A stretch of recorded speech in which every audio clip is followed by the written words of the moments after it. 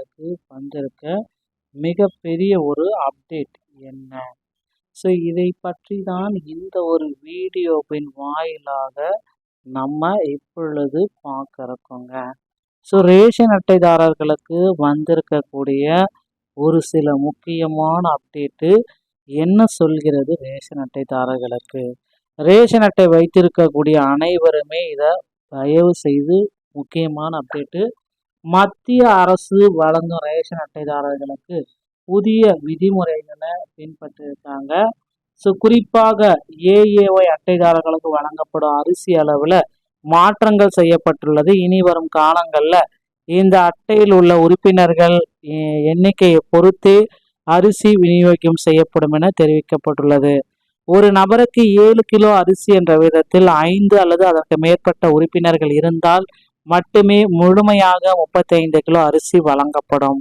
2 நபர்கள் மட்டுமே உள்ள குடும்பங்களுக்கு இனி 14 கிலோ அரிசி மட்டுமே கிடைக்கும் என்பதால் பொதுமக்கள் தங்கள் ரேஷன் அட்டையில் உள்ள விவரங்களை சரிபார்க்குமாறு அறிவுறுத்தப்படுகிறார்கள். தமிழகத்தில் உள்ள சுமார் 3.7 லட்சம் நியாய விலை கடைகள் மூலம் இந்த புதிய நடைமுறை செலவுகளை கருத்தில் கொண்டு மத்திய அரசு இந்த கட்டுப்பாடுகளை பரிந்துரையும் செய்கிறதுங்க. ஸோ 73,328 நியாய விலை கடைகள், 2,25,00,000 குடும்ப அட்டை உறுப்பினர்கள், 14 கோடி அரசு மானியம், ஒரு குடும்ப அட்டைக்கு 6,000 6,500 ரூபா வரைக்கும் அரசு செலவு பண்ணுது.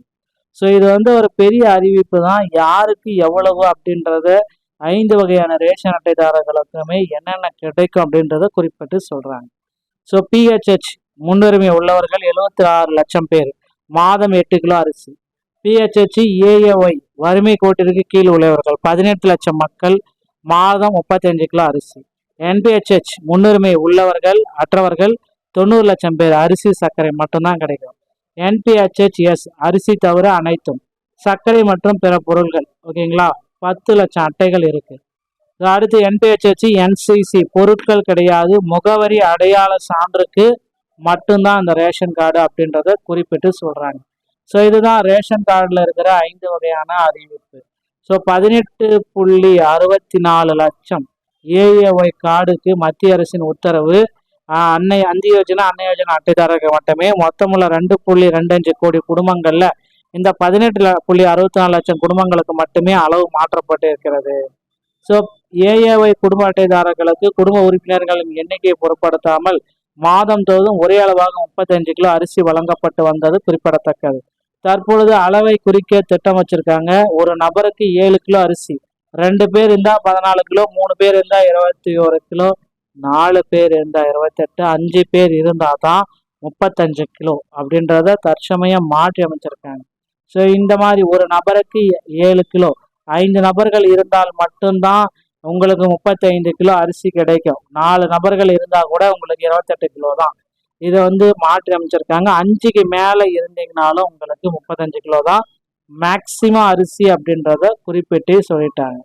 ஸோ இதுதான் அடுத்த கட்ட நடவடிக்கை அப்படின்னு நம்ம பார்க்குறப்ப, நீங்கள் பிஹெச்ஹெச், என்பிஹெச்ஹெச், என்பிஹெச்ஹெச்எஸ், என்பிஹெச்எஸ்என்சி அட்டைதாரர் என்றால் உங்கள் மாதாந்திர ஒதுக்கீட்டிற்கு எந்த மாற்றமும் இல்லை. நீங்கள் வழக்கம் போல பொருட்களை பெறலாம்.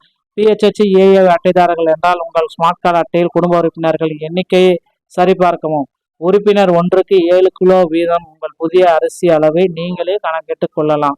ஸோ எத்தனை உறுப்பினர் இருக்காலோ அதை பேஸ் பண்ணி தான் உங்களுக்கு அரிசியுடைய அளவு இருக்கும் அப்படின்றத குறிப்பிட்டு சொல்கிறாங்க.